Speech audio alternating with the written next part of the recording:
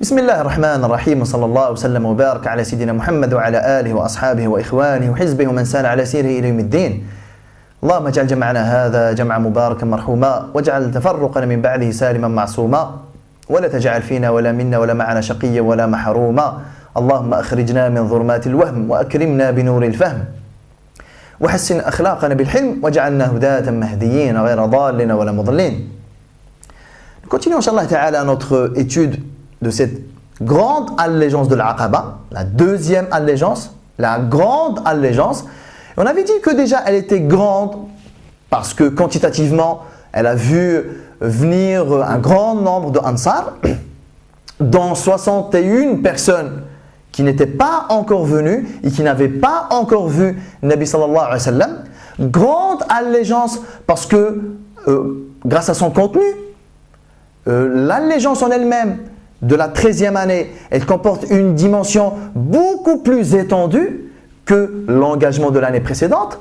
Ça comporte une dimension guerrière, militaire. Bay'ana Rasulullah sallallahu alayhi wa sallam, bay'at al-harb. Il nous a dit Ubada ibn Samit radiyallahu anhu arda. Nous nous sommes engagés à un engagement militaire, de guerre. Nous avons prêté une allégeance de guerre. Ça veut dire clairement au prix de nos propres vies. Donc c'est une grande allégeance aussi en raison de ça. Grande allégeance parce qu'elle nous a fait découvrir des sahaba d'une énorme qualité. C'est comme si c'était en fait une séance, moi je l'avais un petit peu de cette manière-là, c'est comme si c'était une séance de découverte de talent.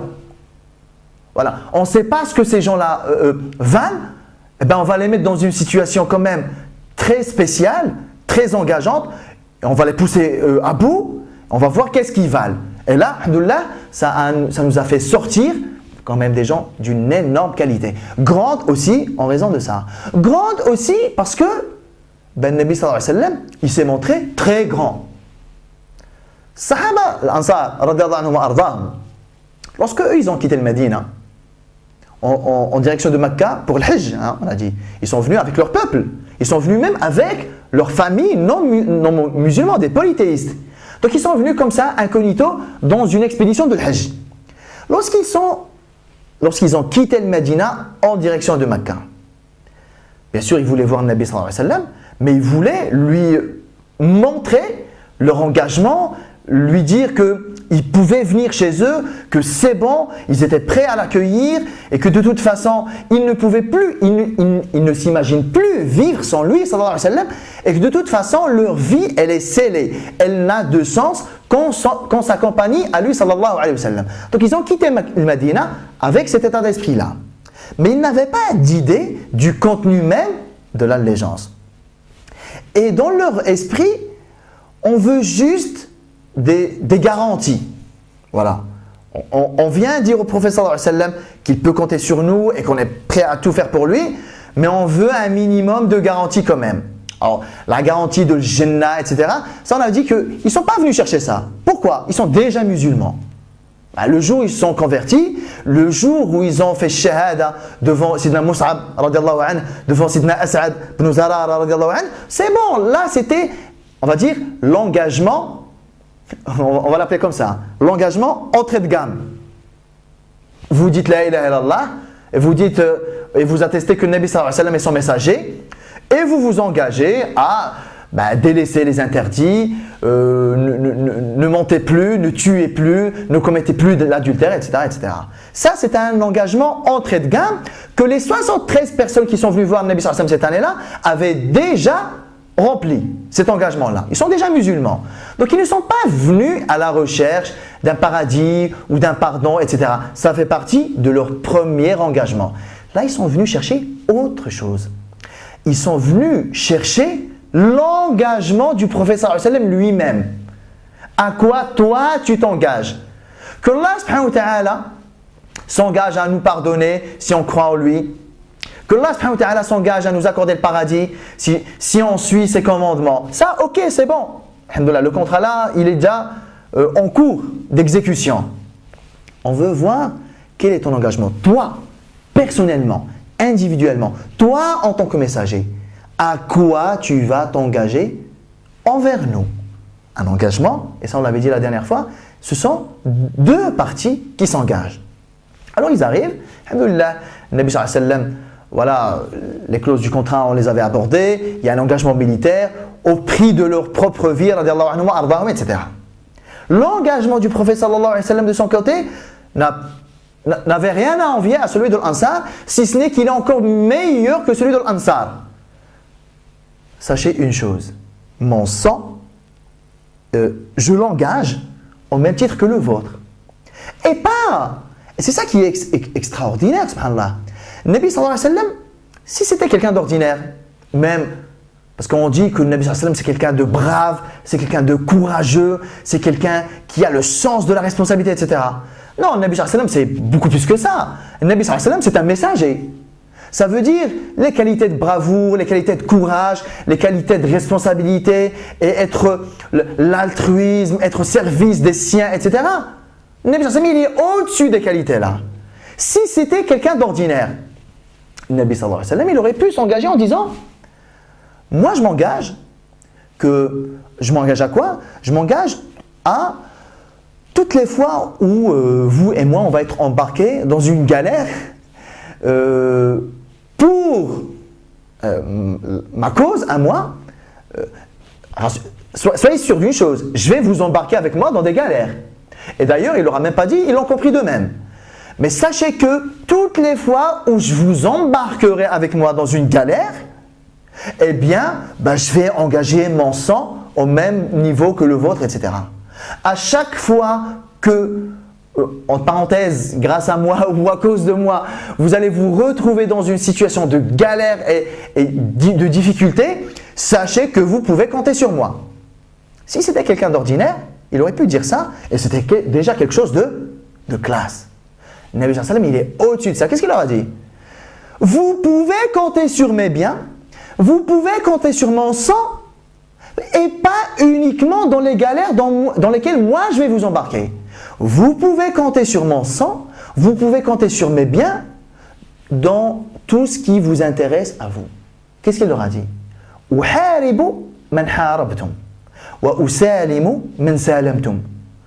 pouvez compter sur moi si jamais vous-même, rien à voir avec ma cause, vous-même si vous êtes engagé dans une guerre, vous pouvez compter sur moi. Une guerre qui n'a rien à voir avec ma cause, vous pouvez quand même compter sur moi. Vous êtes en train de vous embrouiller avec une tribu, mais rien à voir avec l'islam. Ça a à voir purement avec vos intérêts. Vous pouvez compter sur moi. C'est pas mieux ça? C'est quand même mieux, subhanallah. Donc si vous pouvez compter sur moi dans les galères qui vont être les vôtres, vous n'allez pas compter sur moi dans les galères dans lesquelles moi je vous ai embarqué. Donc l'engagement du prophète sallam, il était encore plus global et encore plus noble. Ça on y reviendra inchallah ta'ala au fur et à mesure de Sira, la qualité, la valeur d'un Ansar, subhanallah. C'est vrai qu'on parle de muhajiroun, mais l'Ansar c'est quelque chose d'extraordinaire, surtout ceux-là, les 73 là, surtout les 12 de l'année d'avant, surtout les 6 de la 11e année. Le Nabi sallallahu alayhi wa sallam, il a dit beaucoup de hadiths sur l'Ansar.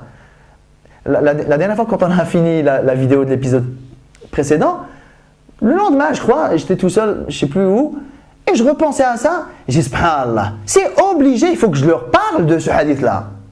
Vous savez que un des hadiths dans lesquels le Nabi sallallahu alayhi wa sallam, il fait l'éloge de l'Ansar, qu'est-ce qu'il a dit? Il a dit si les gens faisaient le choix de suivre un chemin et que l'Ansar faisait le choix de suivre un autre chemin, je suivrai le chemin de l'Ansar.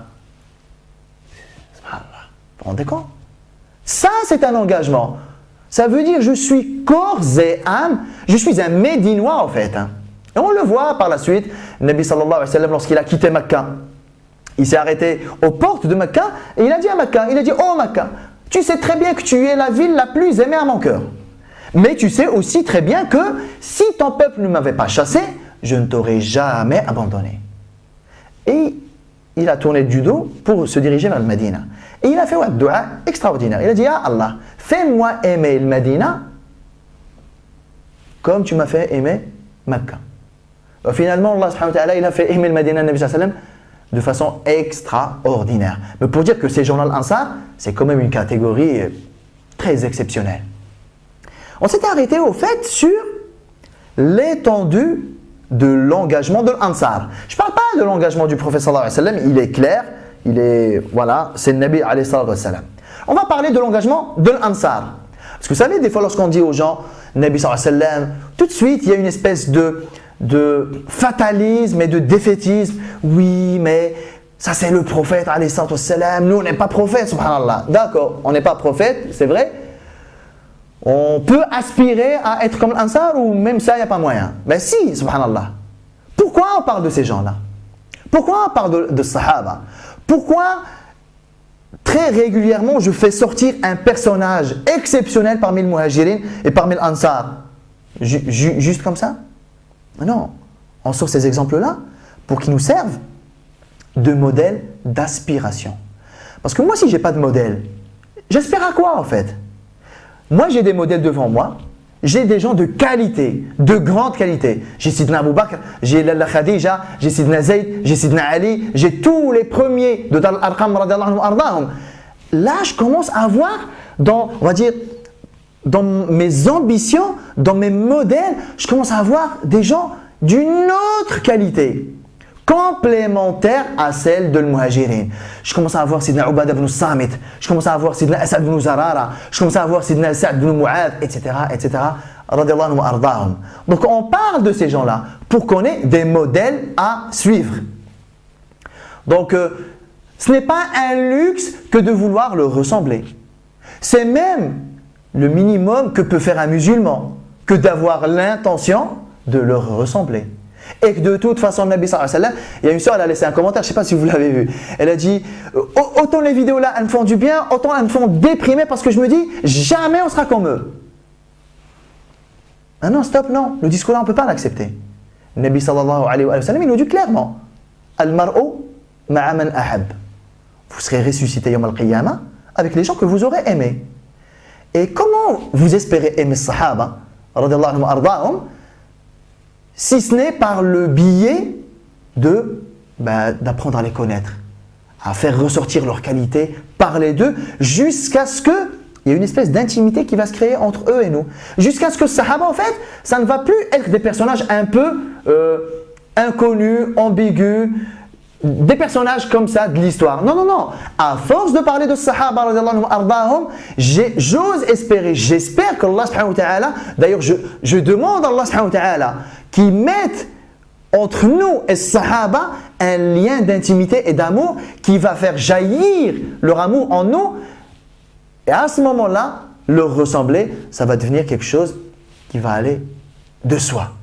Donc ces gens-là, on en parle, mais parce que ça va nous motiver pour leur ressembler et que de toute façon, si on n'arrive pas à atteindre, et il y a quand même de fortes chances que ce ne soit pas le cas, si on ne peut pas leur arriver à la cheville en termes d'actes, d'œuvres, de sincérité et d'engagement, on espère auprès d'Allah subhanahu wa ta'ala de leur arriver pas à la cheville, de leur arriver aux épaules par l'amour qu'on aura eu pour eux.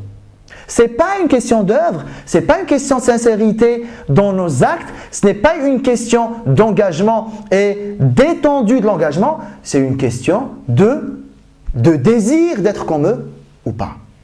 Alors ces gens-là, on a parlé de leur engagement, mais maintenant on va faire une espèce de comparaison sociale. Voilà. Que vaut mon engagement à moi, le vôtre, le nôtre, comparé à celui de l'Ansar? Ceux-là particulièrement. Qu'est-ce qu'ils ont dit? Nous nous sommes engagés auprès du prophète sallallahu alayhi wa sallam à l'écouter, à lui obéir. Que ça nous plaise ou pas. Que ça nous semble, que ce soit facile à faire ou pas. Et que de toute façon, nous nous sommes engagés à l'écouter, à lui obéir au détriment de nos propres personnes. Et on avait dit que l'engagement se mesure lorsque c'est difficile et lorsque c'est contraignant. On est d'accord? Je ne peux pas mesurer moi l'engagement lorsque c'est simple et lorsque ça me va. Je ne peux pas. Parce que je ne pourrai jamais me dire est-ce que je me suis engagé Ben parce que de toute façon, de moi-même, j'allais le faire. Ou alors, je me suis engagé parce que de moi-même, je ne voulais pas le faire. Mais pour Allah subhanahu wa ta'ala, je l'ai quand même fait. Donc, dans les situations contraignantes et dans les situations difficiles. Des exemples de notre vie, on va dire, cultuelle. Quelqu'un qui est assidu dans Salat al-Subh, Salat al-Fajr. En hiver, ici, en hémisphère nord, on sait que le Fajr, des fois, il arrive à 7h15, 7h20, jusqu'à 7h30 même.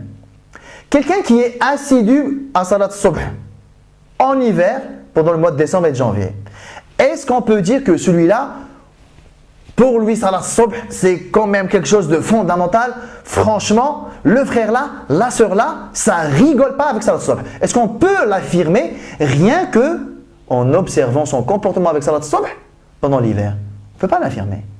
Pourquoi? Ben parce que c'est l'heure à laquelle il se réveille en temps normal pour aller à l'école, pour aller au boulot. De toute façon, si ce n'était pas pour Salat al-Subh, ben il était quand même réveillé pour aller à l'école ou au boulot.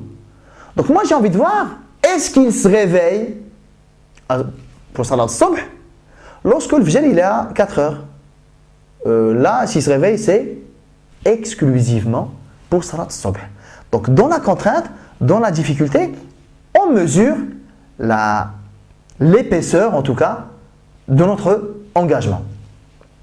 Sauf que ça ne marche pas que dans notre vie cultuelle. Ça a des incidences, ça a des applications dans notre vie conjugale, dans notre vie parentale et dans notre vie sociale, comme ça, à la mosquée, dans les associations, etc. Lorsque nous nous impliquons socialement dans une espèce d'œuvre sociale.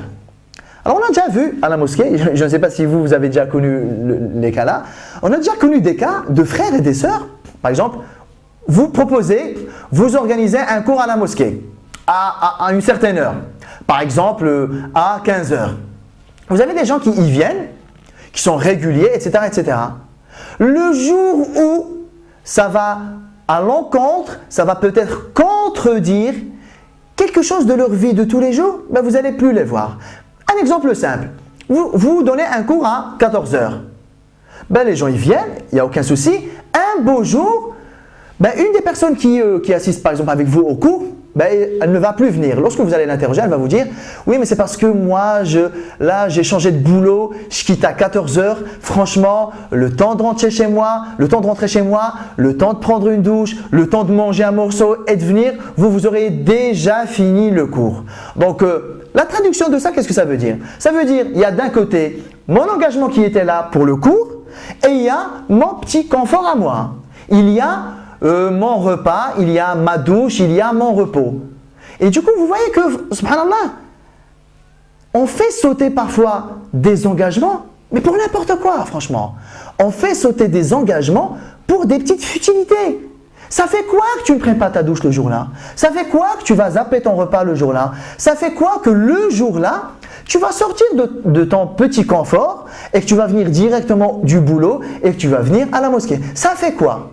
Quelle est la valeur de l'engagement que tu as déjà pris lorsqu'il est mis à côté de ton petit confort de la vie de tous les jours? Vous savez quoi? On a déjà vu des gens, subhanallah, pendant l'i'tikaf de Ramadan, on a déjà vu des gens quitter la mosquée, alors que vous savez très bien que lorsque nous sommes en i'tikaf, une des règles, c'est de ne plus quitter l'endroit dans lequel vous êtes en train de faire l'i'tikaf. Ben, on a déjà vu des gens, pendant l'i'tikaf, sortir, aller à Cora, Auchan, Leclerc, Carrefour, faire leurs courses, aller les déposer chez eux et revenir continuer l'i'tikaf. Et lorsque vous leur dites, mais attendez, qu'est-ce que vous faites là? Oui, mais c'est parce que habituellement, ma femme, elle n'a pas le permis, c'est moi qui fais les courses, etc. Et de toute façon, moi, je suis comme ça. Moi, les courses, c'est que le samedi, etc. Je n'ai pas envie de m'embrouiller, etc. Vous voyez que on est plusieurs, moi, vous, on est plusieurs à renégocier nos engagements, renégocier des choses auxquelles nous tenions. On y a renoncé juste parce que un beau jour, ça contredit un petit peu notre petit confort. Pourquoi vous n'êtes pas venu à la dernière réunion? Ouais, mais c'est parce que je suis allé déposer quelque chose. quelque chose que la personne aurait pu déposer la veille, qu'elle aurait pu déposer le lendemain. Mais on voit qu'en fait, les engagements sont là. C'est un peu le sentiment qu'on a. Notre engagement est présent tant qu'il n'y a rien qui va le contredire dans ma vie de tous les jours, dans mon petit confort à moi. Alors, ça prend beaucoup de proportions dans notre vie de musulman, mais j'ai envie qu'on revienne aux origines. Ça commence déjà quand on est enfant. Le principe de Sahaba, celui sur lequel on s'était arrêté la dernière fois, on peut dire qu'on peut le résumer de façon simple. Dans la vie, tu ne vas pas faire que ce qui t'arrange. Tu vas quand même faire des choses qui ne t'arrangent pas. Tu vas quand même faire des choses qui sont contraignantes. Tu vas quand même faire des choses dans lesquelles tu ne gagnes rien du point de vue personnel. Tu les fais exclusivement pour des raisons externes. Dans la vie cultuelle, bien sûr, on les fait pour Allah subhanahu wa ta'ala. Non, mais ça marche aussi dans la vie de tous les jours. Prenons un exemple dans le couple. Lorsque moi j'achète un cadeau pour mon épouse, un cadeau où moi je n'y gagne absolument rien, vous admettez que ça a plus de valeur aux yeux de l'épouse que si c'était un cadeau dans lequel moi-même j'ai un petit truc à gagner. Je vais vous donner un exemple.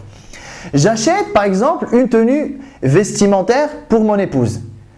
J'y gagne moi ou je n'y gagne rien? Bah si, quand même, j'y gagne un petit peu parce que j'aime bien voir mon épouse comme ça, bien habillée. Si j'offre à mon épouse quelque chose qui va lui servir, mais uniquement à elle, quelque chose que moi, j'aime pas du tout, vraiment. Par exemple, je sais que la dernière fois, on était dans une librairie, elle a flashé sur un livre qui ne me dit absolument rien. C'est même, je déteste le genre de livre-là, j'aime pas l'auteur, je n'aime pas ses écrits, elle avait l'air d'avoir accroché à ce livre-là. Vous comprenez que si je lui achète le livre-là, j'ai marqué un meilleur point que si je lui avais acheté des vêtements ou pas? Ah si, parce qu'elle sait que je n'aime pas le livre-là. Elle sait qu'en lui ayant offert ce livre-là, je lui ai offert exclusivement à elle. L'attention, elle est dirigée à 100% vers elle. Vous savez, des fois des frères, ils offrent des choses où ils y gagnent directement des choses. Hein. Je vais offrir à mon épouse un blender, un mixeur, parce que moi j'aime bien les jus. Voilà. C'est un cadeau pour qui en fait? C'est pour moi. Vous le comprenez ça? C'est que lorsque vous faites plaisir, qu'est-ce que vous y gagnez? Le meilleur des cadeaux aux yeux de votre épouse, ça marche dans les deux sens bien entendu, là j'en parle parce que je suis un homme, mais ça marche dans les deux sens. Le meilleur cadeau que vous risquez d'offrir à votre conjoint est le cadeau duquel vous n'obtenez aucune satisfaction personnelle. Ça c'est le meilleur cadeau, parce que votre conjoint va être sensible à ça. Je sais qu'il déteste ça, je sais qu'il n'aime pas ça. Par exemple, classiquement, de façon stéréotypée, mais c'est quand même la vérité, les femmes aiment bien faire les magasins, les hommes détestent ça. Voilà, la tendance c'est ça. Il y a des hommes qui aiment, il y a des femmes qui n'aiment pas, mais la tendance elle est quand même ça. Lorsqu'une femme dit à son mari, viens m'accompagner pour aller faire les magasins, elle sait qu'il déteste ça, il a horreur de ça. S'il accompagne son épouse, c'est mieux ou c'est pas mieux que si lui-même, il aime bien faire les magasins? C'est mieux lorsque vous faites quelque chose duquel vous ne tirez pas une satisfaction personnelle. Et vice-versa. Vous invitez votre femme au resto, mais vous êtes un fin gourmet vous-même, vous aimez les expériences culinaires, etc. Ça a moins de charme, ça a du charme quand même, c'est quand même super, c'est génial, mais ça a quand même moins de charme que moi je déteste aller au resto, mais je sais que mon épouse, elle aime bien découvrir de nouvelles cultures gastronomiques, etc. Donc voilà, pour elle, on va y aller. Ça a plus de sens, ça a plus de charme. Je vous reconnecte aussi, toujours avec ce que Sahaba ils ont fait, lorsque vous réalisez un acte d'adoration, que de toute façon vous alliez faire, ça a moins de valeur spirituelle que lorsque vous faites un acte cultuel contraignant pour vous. J'espère que vous comprenez la comparaison. Mais ça va plus loin parce que c'est toute une philosophie, c'est toute une éducation à avoir. Et ça commence dès le jeune âge, même avec nos enfants. savez, il y a une tendance actuelle dans le monde de l'éducation, la tendance où il ne faut pas contraindre l'enfant, la tendance où il faut y aller dans le sens de l'enfant, la tendance où il faut le laisser lui prendre les initiatives, lui faire ses choix, etc. C'est une tendance qui existe, elle est là. Nous, en tant que musulmans, on ne peut pas se permettre de faire ça. Parce que si vous concevez votre éducation comme étant juste « moi, je propose et je laisse l'enfant faire ses propres choix », voilà, je vais laisser mon enfant faire uniquement ce qu'il aime bien. Je vais laisser mon enfant accomplir les tâches desquelles il va tirer une satisfaction personnelle. Si moi, je prodigue cette éducation-là, ça veut dire que je vais obtenir au final quoi? Je vais obtenir un enfant qui aura grandi avec quoi comme mode de fonctionnement?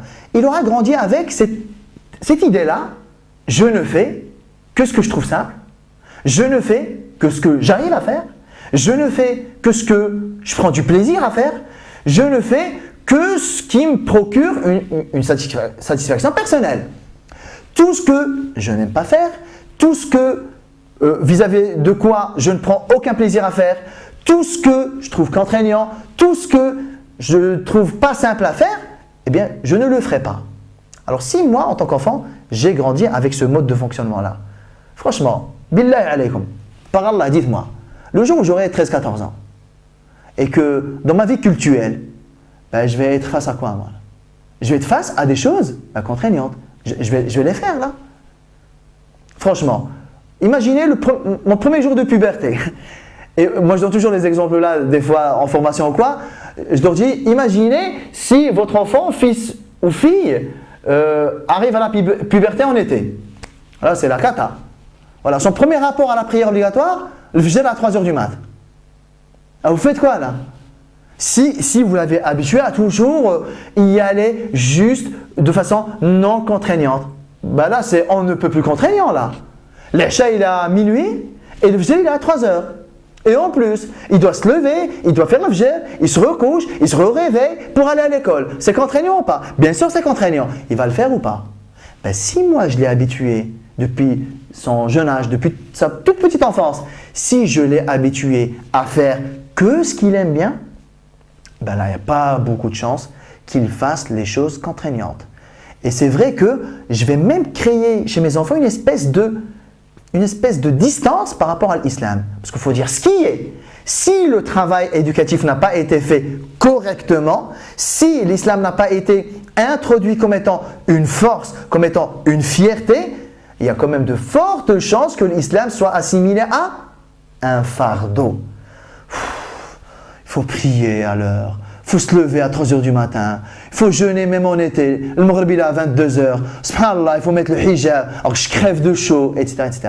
Ah oui, c'est vrai que si les choses n'ont pas été présentées correctement, bien en amont, il y a quand même de fortes chances que les enfants, arrivés à la puberté, perçoivent l'islam comme étant de la contrainte. Et si nous avons habitué nos enfants à ne faire que ce qu'ils aiment bien et que ce qu'ils ne trouvent pas comme étant contraignant, là, c'est vraiment la catastrophe. Du coup, eh ben, même si mes enfants ils n'aiment pas une chose, ben, ils vont quand même la faire.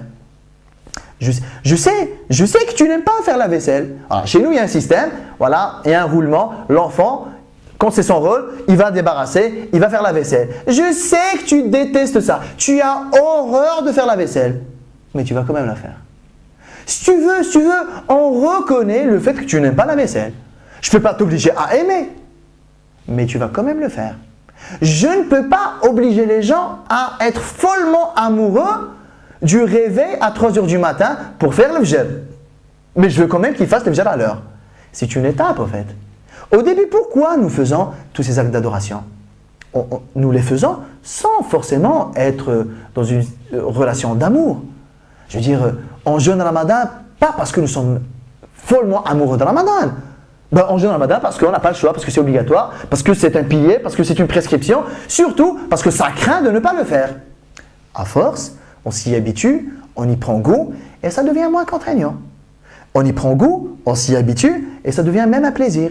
On s'y habitue, on y prend goût, on rajoute les surrogations, le nafila, et ça devient carrément quelque chose d'épanouissant. Mais à la base, est-ce qu'on a attendu d'être complètement épanoui et complètement satisfait en prenant vraiment du plaisir pour faire? Franchement, rentrez dans une mosquée et dites-leur que tous ceux qui ne prennent pas plaisir dans la prière, sortez. Et il y en a combien qui vont rester? Il n'est pas question de prendre du plaisir ou pas, il est question de s'acquitter d'une prescription.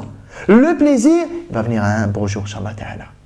La satisfaction, le plaisir, halawat iman, la douceur de l'iman qui va se dégager de nos actes cultuels, ça va venir. C'est un fruit, c'est le résultat d'un effort. Je ne vais pas attendre que halawat iman soit là pour que je puisse enclencher des actes d'adoration. Mais ça commence avec des choses vraiment simples dans la vie de tous les jours avec les enfants. J'aime pas ça, ben tu vas faire quand même. Il y a quelque chose vraiment d'interdit. Mais moi j'aime bien, ben tu vas quand même pas le faire. Tu as le droit d'aimer, mais tu vas quand même pas le faire. On aime tous le sexe opposé. On aime tous le plaisir charnel, mais on va quand même se calmer. Mais lorsque nous sommes habitués à ce mode de vie, alhamdoulilah, qui met des limites et qui met des freins, indépendamment de ce que tu aimes, de ce que tu n'aimes pas, indépendamment de ce que tu trouves simple, de ce que tu trouves difficile, alhamdoulilah, ça nous prépare à notre future vie d'adulte cultuel. Vous voyez que c'est tout un état d'esprit, c'est tout un mode de fonctionnement qui commence avec les enfants. Ben, c'est vrai, nos parents n'ont pas forcément fait ça. Allah subhanahu wa ta'ala, par sa clémence, il nous a rattrapés. Mais maintenant, nous, on peut faire ça avec nos enfants pour les aider à être des musulmans, alhamdoulilah, qui n'ont aucun problème avec la contrainte, qui n'ont aucun problème avec difficile ou simple. Alhamdoulilah, je suis musulman, je suis un serviteur d'Allah subhanahu wa ta'ala, je m'exécute. Que j'y comprenne quelque chose ou que je n'y comprenne rien. Que je saisisse la sagesse qu'il y a derrière ou que je ne saisisse rien du tout. Que je trouve ça simple ou que je le trouve compliqué. Moi, j'exécute ma ubudiyya, ma servitude. De cette manière-là, il va être beaucoup plus simple, beaucoup plus facile de mettre Allah subhanahu wa ta'ala, Nabi sallallahu alayhi wa sallam et l'engagement avec Allah jalla wa ala, il va être plus simple de le mettre en un et mettre moi, ma vie, en deux. C'est un peu ce sur quoi je voulais revenir aujourd'hui, le parallèle entre l'engagement de l'Ansar radiyallahu anhum ardahum et comment ça se concrétise un petit peu dans notre vie de tous les jours. L'air de rien, ce sont des choses de la vie vraiment au quotidien, l'époux, l'épouse, les cadeaux, les sorties, etc., les enfants. Mais mine de rien, ça construit, ça constitue le socle sur lequel on va pouvoir construire notre future vie de musulmans, inshallah ta'ala. Wallahu ta'ala a'lam. Wa sallallahu wa sallam wa baraka ala sayyidina Muhammad wa ala alihi wa ashabihi ajma'in. Je vous retrouve la semaine prochaine. Wassalamu alaikum wa rahmatullahi ta'ala wa barakatuh.